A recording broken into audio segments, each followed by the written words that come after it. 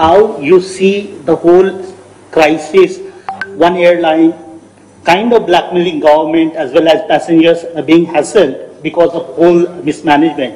And meanwhile, politics has also started. YSRCP is in fact demanding resignation of aviation minister who comes from TDP, sir.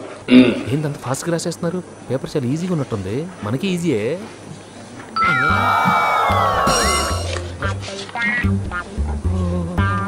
Government of ఇండియాలో కూడా కొన్ని international స్టాండర్డ్స్కి వెళ్తూ public safety ఇవన్నీ కూడా introduce చేస్తున్నారు. ఆ చేసే నెపంలో ఇంగ్లీష్ ఏం ఈ పనుల్లో కనిపించలేదు.